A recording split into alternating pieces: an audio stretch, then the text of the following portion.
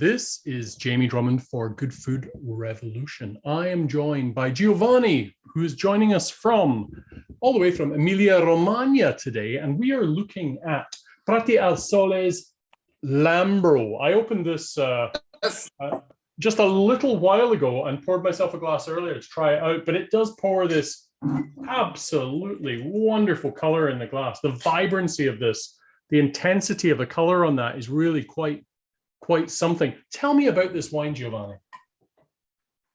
And it's very electric, almost glow in the dark purple, which is echoed in the labeling, right? So yeah, exactly. So we are so we are close to Reggio Emilia. So it's the Emilia. Emilia is the western part of the Emilia Romagna region in Italy. So we're in central/northern Italy. That's where Lambrusco was born. And I don't think that is the case at all with natural wine. And it has been the case for conventional wine, for Lambrusco in general. Lambrusco, if I remember correctly, in the 70s, 80s, got a really bad rap because you've got all this, mass-produced industrial stuff being imported. I know for sure in the US, but I imagine in Canada as well.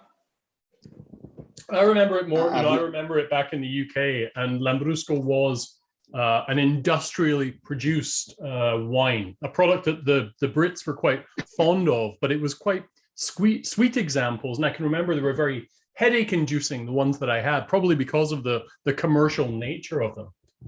And because you probably had like 5 kilos of SO2 per bottle, plus a whole bunch of other shit that you don't want to identify, is probably what gave the Fantastic Four their powers. So it's something like cosmic rays.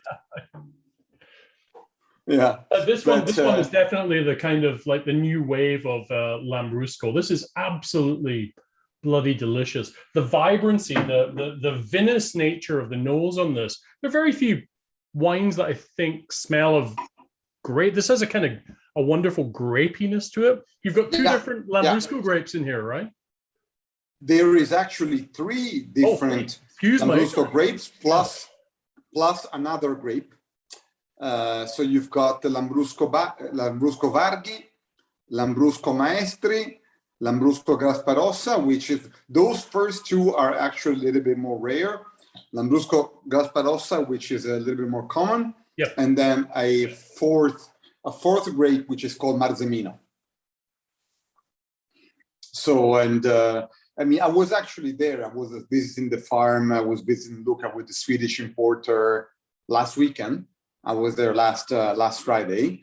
And, they are born as a biodynamic vegetable and fruit farm. Yes. Yep. So that was their first main activity.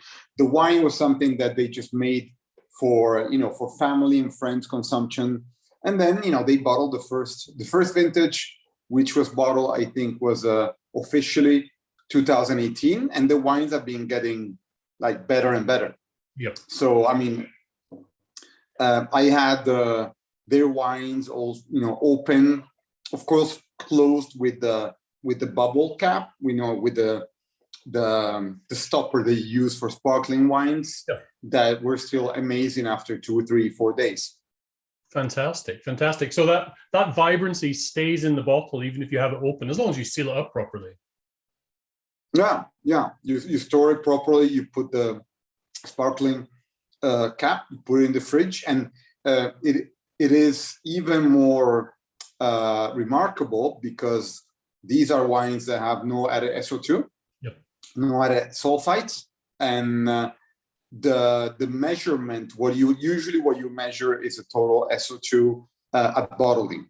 So if you look at the most important natural wine associations in the world, you will have the biggest one by far will be Vinatur. Vinatur sets the limit for red wines at 30 milligrams per liter. Okay. Then you have raw wine, which is not really an association, but raw wine is quite famous. And they say the limit at 80 milligrams per liter, which is quite high. This wine, because I'm looking at the text sheet right now, it has a total of 3.8 milligram per liter. right. of SO2, Okay. which is like unmeasurable. It's like less than nothing. It's really amazing that this wine is so vibrant, considering it doesn't have any sulfur whatsoever, and it's being shipped over to Canada, right? I'm absolutely astounded by this wine. I was a bit worried when you were late for our meeting, because I was worried I was going to drink the whole bottle. It's a very, I believe the kids call it crushable, would be the term used for it. Yeah, like you have people that are much younger than me say that, but yeah, it is. And it's a very nice thing that they're enjoying a great success. Yeah. I mean, I think, and it's a very nice thing if they were able, for example, to double production next year, which is impossible. It will increase a little bit, but you cannot double it when you're making artisanal natural wines. The markets are really, the people are really enjoying the wines. I mean, I would say US is the biggest market so far. Then you have Sweden, and then Ontario coming right after that. Denmark, and we're probably we started also in Norway. We just sent the first wines to Norway a couple of weeks ago. Excellent. So can you tell me a little bit about the production of this, just for our viewership who may be curious as to how one makes Lambrusco? All right. So, well, these are red grapes. They're left to macerate for about 24 hours. So you're not having, when you make a red wine, usually like a traditional red wine, you have the maceration with the grape skins that last for the length of the fermentation. Yeah. In this case, it's a very short maceration. It's 24 hours. Then traditionally, re-fermentation in Emilia Romagna used to be done with the ancestral method. So what you do is you need to be very careful, because it's a very delicate process. Yeah. You bottle the wine with amount of residual sugar, so it's still a little bit sweet. It doesn't ferment because you do that, in October, November, when the temperatures are getting lower. So the wine, let's say that it sleeps for a few months until the spring. When the temperatures get higher, then the sugar that is left starts to ferment inside the bottle, so the sugar becomes CO2. So that's how you get the bubbles in the traditional ancestral method. In the past 10 or 15 years, it's been very difficult to do that because winters are not cold enough. So what most producers do, like Prati Al Sole, when you do the harvest in September, October, you freeze a part of the must. So it's your own must. It's not fully fermented. It's got sugar, and then in the spring you put some of the must in the bottle to create, to ferment the grape bubbles. So that's how it's done. There's no fining, no filtration, no added SO2. So yeah, that's and usually fairly low alcohol. This is a 12% ABV. So I could understand when you wrote me email saying, you better, I don't want to finish the whole bottle before you get here. No, I'm just, I always love when it was kind of what I look for in a Lambrusco. So I've been sitting on this for a few weeks until we could get together. And as soon as I opened it around about 10:30, I thought, this bottle is not going to last unless he gets on this Zoom call soon. But that's the way a Lambrusco should be, right? No, I also think that these wines, if they are, I'm asking Luca to try and keep some bottles, because the very best Lambrusco can age for a long time. Right. Actually, we were talking about Japan. In Japan, I had natural Lambrusco from the late 90s. Oh, wow. And the early 2000s that were amazing. Of course, which producers would those be? I'm curious. Camillo Donati, I had. Right. Camillo Donati.